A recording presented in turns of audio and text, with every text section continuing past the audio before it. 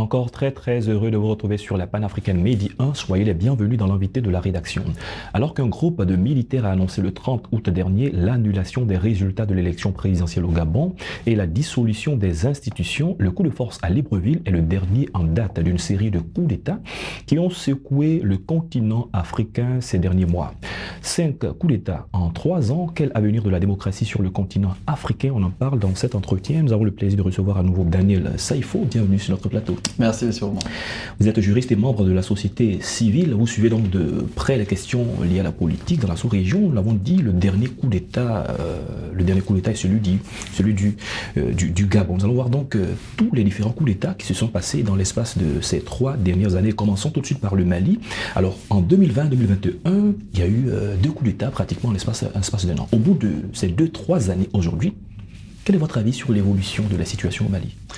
Déjà, les coups d'État tendent à devenir des réponses à des contre-pouvoirs de ceux qui essaient de s'amuser avec la démocratie. Est-ce que vous êtes en train de dire que vous soutenez les coups d'État? Absolument non. D'accord. Personne ne peut dire qu'il soutient les coups d'État, mais c'est un fait. Donc, on l'analyse simplement comme un fait. Ok. Aujourd'hui, vous avez des personnes qui s'amusent avec la Constitution. Et pour ça, ils se maintiennent au pouvoir et finalement, ça entraîne tout ce que ça entraîne. Aujourd'hui, on a eu le cas du Mali. On a eu le cas du Burkina. On a eu le cas du Gabon. Les putschistes sont arrivés au pouvoir avec des slogans, sous prétexte qu'ils sont venus changer un certain nombre de situations. Mais à l'analyse, on se rend compte que ce qui a peut-être changé, c'est l'appartenance, sinon le lien entre le pouvoir et la population. Mais à part ça, véritablement, on ne note pas de changement majeur dans la gestion de l'État. Si ce n'est au niveau, bien sûr, de ceux qui luttent contre le terrorisme, donc au Mali. Parlons encore du Mali. Est-ce que finalement les autorités maliennes sont immunisées contre toutes sortes de sanctions? Parce qu'on a vu le même schéma. La CEDEAO a sanctionné certains pays, la fermeture de frontières. On a vu comment, au plan diplomatique, il y a eu beaucoup de difficultés au Mali, mais le Mali continue d'avancer progressivement. C'est comme le cas de l'Iran. C'est-à-dire que les sanctions, ça te fait mal que sur une période. Après ça, naturellement, le pays peut évoluer.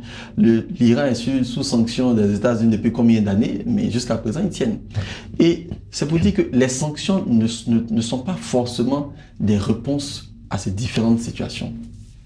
Le Mali existe, le Mali continue de faire son bout de chemin, mais n'a pas encore pris son envol comme il le devait, à cause bien sûr de tout ce qui environne l'État. Et effectivement, ils ne sont pas immunisés contre les sanctions. Une sanction, quand on la donne, par exemple, quand tu ne peux pas commercer avec ton riverain, donc le pays qui est limitrophe, tu vois qu'il y a un problème.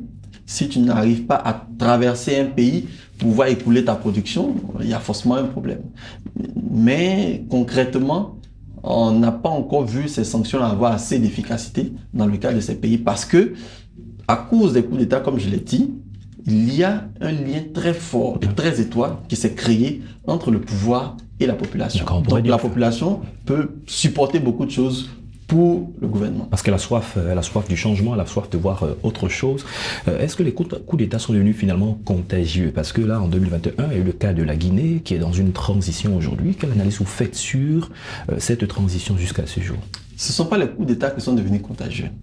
C'est la situation de non-droit. C'est la situation de piétinement de la démocratie qui s'est répandue en Afrique. Et qui a suscité une telle réponse. Voilà, et donc qui a suscité une telle réponse. Vous savez, on a tous vu au niveau du Sénégal, il a failli y avoir cette situation quand le président avait annoncé qu'il pouvait se présenter et il a été obligé. Bon, encore, c'est une parole de politicien, mais il a été obligé de se rétracter un tout petit peu en attendant de regarder ce qui va se passer. Mais on n'est pas devin. Ça a calmé un peu quand même tout le monde. Ça a calmé les ardeurs. Donc, on n'est pas devin, mais si demain le président du Sénégal dit que finalement il se présente pour être candidat, soit il a suffisamment de force pour pouvoir dissuader toutes les personnes qui veulent se présenter contre lui, soit ça va se repasser. Ce ne sera pas nouveau. Il y a le cas également du Burkina Burkina Faso en 2022. Le pays fait face actuellement aux questions de terrorisme. C'est d'ailleurs les zones qui sont dans le Sahel vivent la même situation. Comment vous voyez la progression de la situation au Burkina Faso? Alors, au niveau du Burkina Faso, au niveau sécuritaire, il y a de l'amélioration. Déjà, ils ont acquis du matériel. Du matériel aussi leur a été donné par le Mali, par la Russie. Donc, ils ont acquis suffisamment de matériel pour se battre et se défendre eux-mêmes. Et leur télévision nationale annonce progressivement les opérations qui se déroulent. Effectivement. Ça peut être de la propagande parce que bien sûr on n'est pas trop sur le terrain, donc ça peut être de la propagande pour maintenir ce lien-là entre le gouvernement et la population. Mais ce qu'il faut constater, c'est qu'effectivement il y a une efficacité au niveau du combat contre tout ce qui est groupe armé.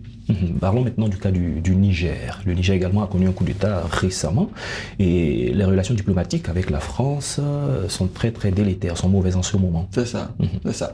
Le Niger a aussi, sinon les forces armées du Niger ont aussi pris les armes contre le gouvernement pour se développer.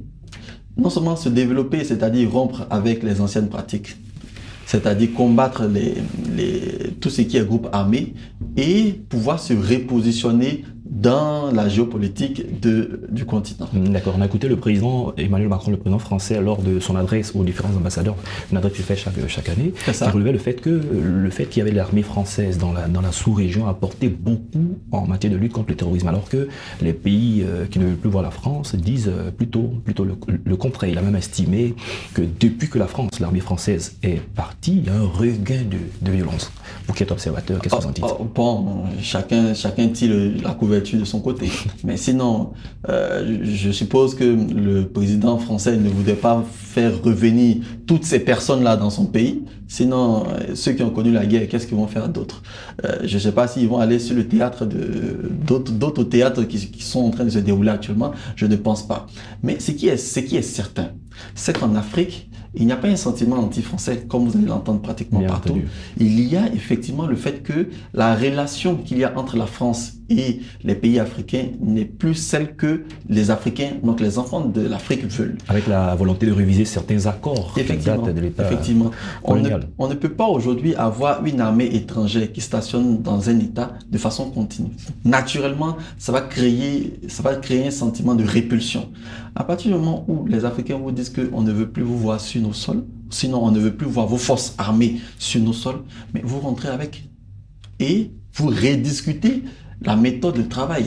Sinon, la France est animée d'un bon sentiment en voulant combattre le terrorisme. Mais si tu veux combattre le terrorisme, il n'est pas chez toi, il est chez moi. Donc, c'est ensemble, on va définir les mécanismes par lesquels on va les combattre. Donc, tu vas pas imposer ce que tu veux à l'État, mais plutôt aller de concert. Donc, si l'État dit ne veut plus cette manière de faire, il faut trouver une autre manière et pouvoir évoluer. Et c'est ce que, pour le moment, tous les acteurs n'ont pas encore compris, ils ne sont pas encore forcément d'accord avec. Mais sinon, au niveau du cas du Niger, le Niger représente une puissance économique qui est sous-exploitée. Très, très stratégique. Très stratégique même d'ailleurs.